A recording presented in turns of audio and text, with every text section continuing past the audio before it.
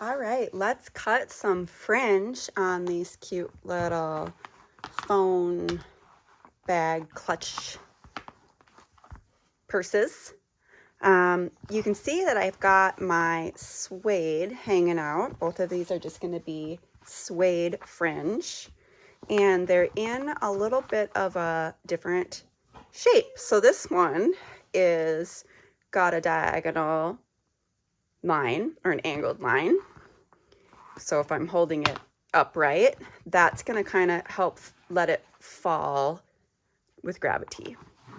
And then this one is straight out. And so what happens is when it falls, it creates like a little, kind of a little curve at the beginning. So, but this is smaller fringe anyway. So it's kind of just going to be cutesy hanging out the side. It's not a whole lot of fringe.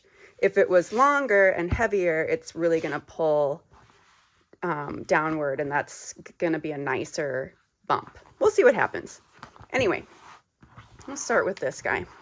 I actually prefer to do an angled fringe, but I'm using up all my scraps, and so I'm getting creative with some of this. In fact, the last purse that I cut, or I should say the first purse I cut, the last one I did just now had a just weird shape to it, and I just went with it. So I kind of did some flared angle on my fringe just to make it work. Got some long pieces down here and then short pieces up here. And you know, it's honestly kind of cool. It hangs differently. And I know you can't see it with my camera facing downward to the table how it hangs, but just getting creative with what I've got here and making it work, and it's all going to turn out good and great. So with this, I think I can use a smaller ruler. This is only 6.5 inches long, but because that's how long our fringe will be, that'll work. I'm going to start from this side, and I'm just kind of going 1/4 inch at a time. I want a line. There we go.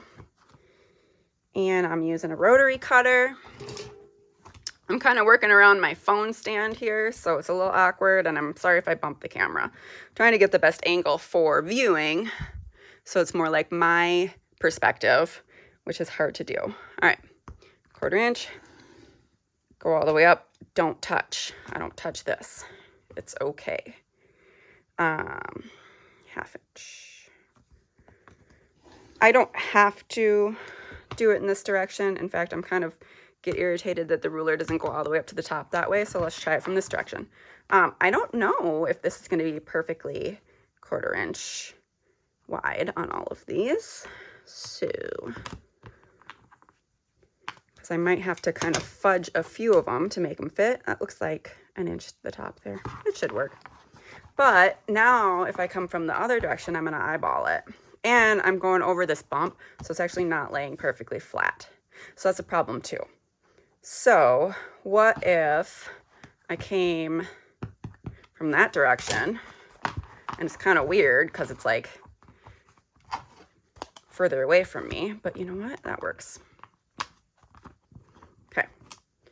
So again, all these things, people are like, well, yeah, why wouldn't you do that? It's like, okay, because it takes me a few times to remember and just don't always do things the same. Oh, I was going to put in a new blade before I started the next one, but that's okay. All right. So my hands do get a little cramped up, especially without a fresh blade, because I have to really push down on this.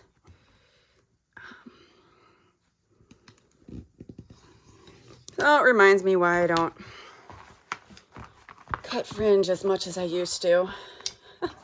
Not that it was great for my hands then, but okay, we're trying all the ways to see what works best here, because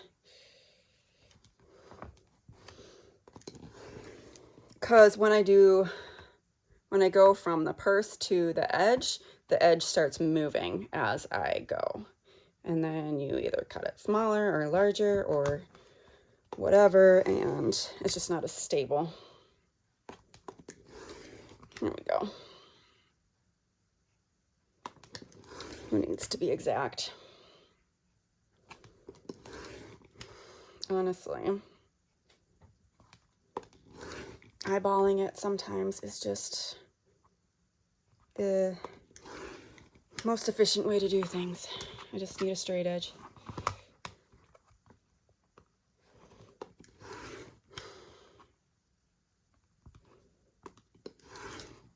I mean, if you get one fringe that you accidentally cut at an 1/8 inch instead of a 1/4 inch, who's really gonna notice?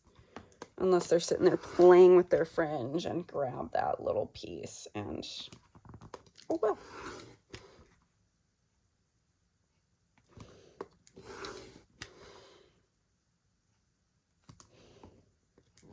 So my plan was to sell these little clutches at a market that I did way back in spring.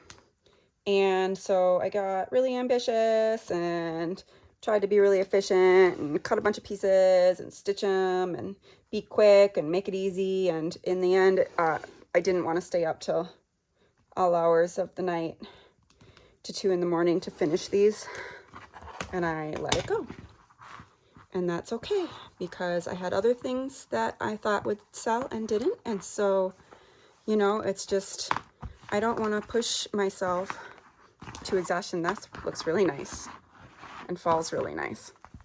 I don't want to push myself to exhaustion to be disappointed. Creation is my strength. Sales are not my strength.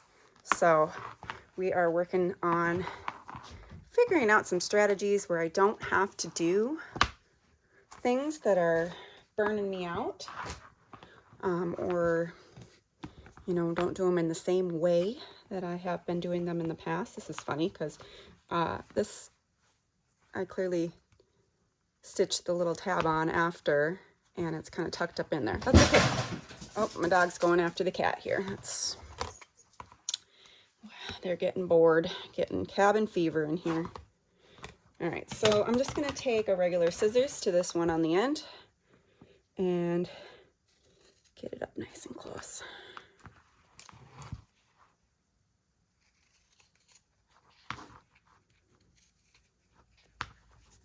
But anyway, I figure I would try to sell these to maybe people locally for Christmas, because of course we're cutting it close for shipping if it's not local, but I mean, I guess that's a risk if somebody wants to take it.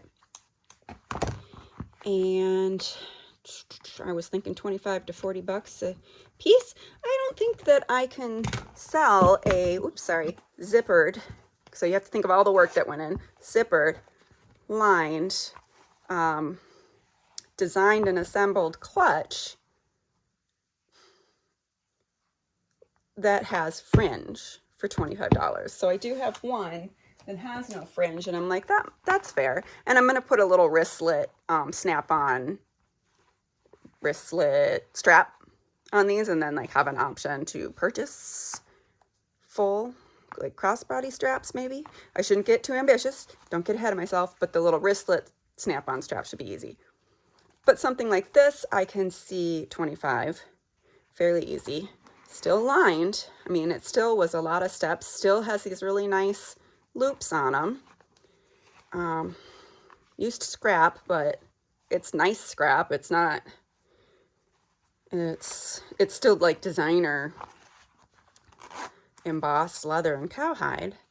So we'll say that's 25. But once we get into this fringe, and of course there's more intricate designs, I really have to examine the way that I value myself and price the things I make, because I spend so much time, and then I just kind of put myself in a stage of denial when it comes to pricing, and forget to pay myself a living wage. And then in the end, I feel burnt out and I feel crappy, and I know I'm undervaluing myself, and I can't stop. Like I don't know how to get over that. without just giving things away for free. And obviously I can't do that. Like, I need to pay my bills and I need to eat, and my child is now in high school and he's got high school sports, and things need to be paid for. And yeah,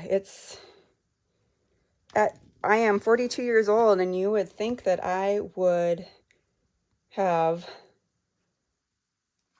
put some value into my work by now. I've been doing this for quite some time. I've been running a business for 13 years. This is the second time this year that I kind of called it quits. And this time it was because I honestly was spending more money than I was making to try to serve everybody and give them their customs. And every time somebody wants a custom, I give them all the options. And that includes having to buy materials, and then, I'm purchasing hides and hardware, and still wanting to give them the value. And even though people may not need or care about my doing every single little detail to the best quality, I can't stop myself. And so I need to take that in account in the beginning, not just do it anyway and then suffer the not getting paid for what I'm worth. This is cute. Okay, you can't quite see from there. I mean, so it kind of sticks out and then it goes down, and it's a little wonky right now, like it doesn't all lay in one line, but it will. And honestly, if you're putting your wristlet up here, it's hanging that way anyway. So there you go. 2 different little fringe clutches. Let me think about it. These will probably be more on the $40 side.